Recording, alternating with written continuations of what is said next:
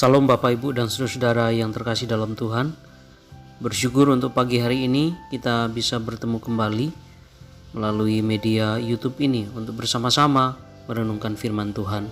Mari sama-sama kita berdoa terlebih dahulu. Bapa yang bertahta dalam kerajaan surga, terima kasih untuk penyertaan-Mu di sepanjang kehidupan kami. Kami bersyukur karena Tuhan begitu baik dalam kehidupan kami semua, menyertai, menolong, memberkati, bahkan menghibur kami, memberikan kepada kami kesehatan yang kami butuhkan, sehingga pagi hari ini kami boleh bangun dalam keadaan baik. Saat ini kami mau mendengar firman-Mu, kiranya Engkau menolong dan memberkati kami semua.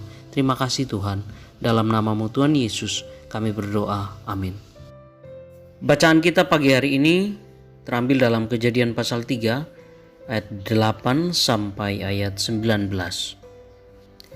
Ketika mereka mendengar bunyi langkah Tuhan Allah yang berjalan-jalan dalam taman itu pada waktu hari sejuk, bersembunyilah manusia dan istrinya itu terhadap Tuhan Allah di antara pohon-pohonan dalam taman.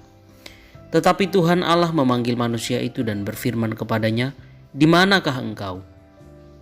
Ia menjawab, "Ketika aku mendengar bahwa engkau ada dalam taman ini, aku menjadi takut karena aku telanjang. Sebab itu aku bersembunyi." Firman-Nya, "Siapakah yang memberitahukan kepadamu bahwa engkau telanjang? Apakah engkau makan dari buah pohon yang kularang engkau makan itu?" Manusia itu menjawab, "Perempuan yang kau tempatkan di sisiku, dialah yang memberi dari buah pohon itu kepadaku, maka ku makan." Kemudian berfirmanlah Tuhan Allah kepada perempuan itu, "Apakah yang telah kau perbuat ini?" Jawab perempuan itu, "Ular itu yang memperdaya aku, maka ku makan." Lalu berfirmanlah Tuhan Allah kepada ular itu, "Karena engkau berbuat demikian, terkutuklah engkau di antara segala ternak dan di antara segala binatang hutan. Dengan perutmu lah engkau akan menjalar dan debu tanahlah akan kau makan seumur hidupmu. Aku akan mengadakan permusuhan antara engkau dan perempuan ini, antara keturunanmu dan keturunannya. Keturunannya akan meremukkan kepalamu dan engkau akan meremukkan tumitnya." Firman-Nya kepada perempuan itu, "Susah payahmu waktu mengandung akan kubuat sangat banyak. Dengan kesakitan engkau akan melahirkan anakmu.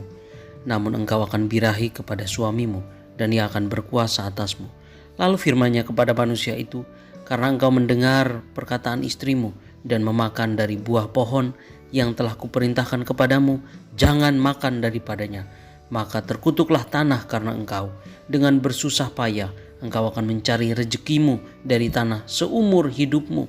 Semak duri dan rumput duri yang akan dihasilkannya bagimu, dan tumbuh-tumbuhan di padang akan menjadi makananmu. Dengan berpeluh engkau akan mencari makananmu sampai engkau kembali lagi menjadi tanah, karena dari situlah engkau diambil, sebab engkau debu dan engkau akan kembali menjadi debu." Demikianlah firman Tuhan. Saudara-saudaraku sekalian, manusia tidak dapat hidup hanya dengan dirinya sendiri. Dia ada dalam ketergantungan yang seimbang atau harmonis terhadap ciptaan lain. Itu sebabnya manusia perlu menjalin relasi yang baik terhadap ciptaan lain. Jika relasi itu rusak, maka kehidupan pun akan terganggu. Bapak, Ibu, dan saudara-saudara sekalian, dari semula Tuhan menciptakan manusia pertama, yaitu Adam dan juga Hawa, beserta seluruh ciptaan lainnya untuk hidup dalam keharmonisan.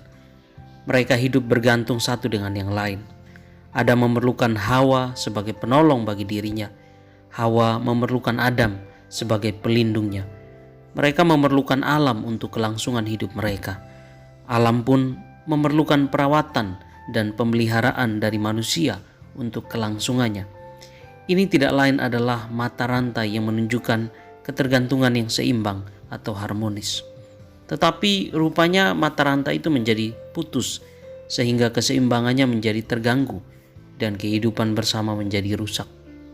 Kerusakan itu dapat terlihat dalam 4 hal.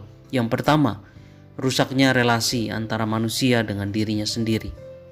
Manusia tidak dapat lagi menerima keberadaan dirinya.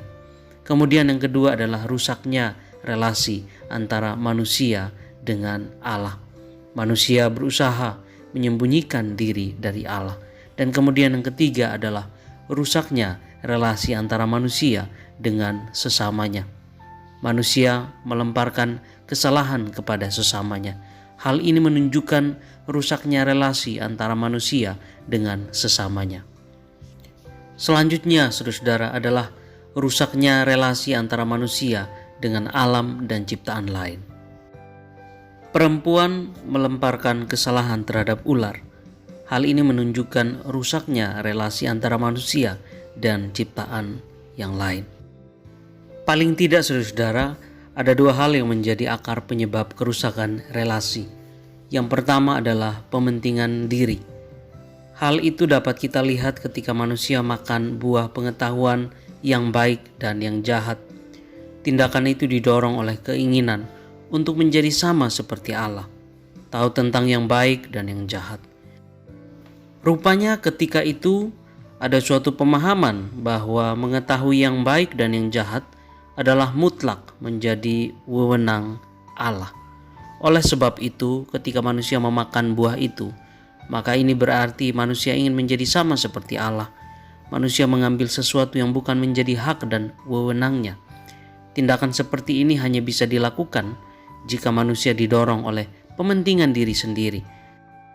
Kedua adalah tidak adanya watak satria untuk mengakui bahwa diri sendiri telah berpartisipasi dalam kesalahan.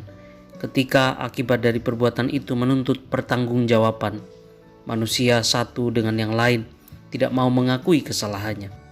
Sebaliknya, mereka saling melempar tanggung jawab. Kedua hal di atas jelas tidak akan membuat kehidupan bersama menjadi semakin terbangun dengan baik. Sebaliknya, saudara, hal tersebut membawa kehidupan bersama kepada kehancuran. Terbukti sudah melalui 4 kerusakan relasi di atas. Nah, saudara-saudaraku sekalian, semoga firman Tuhan pagi hari ini boleh menyadarkan kita kembali akan pentingnya membangun relasi yang baik terhadap ciptaan lain, khususnya terhadap sesama, sehingga kehidupan harmonis akan tercipta dan dampaknya dapat kita rasakan dalam kehidupan bersama. Tuhan kiranya memberkati dan menolong kehidupan kita di hari ini. Amin.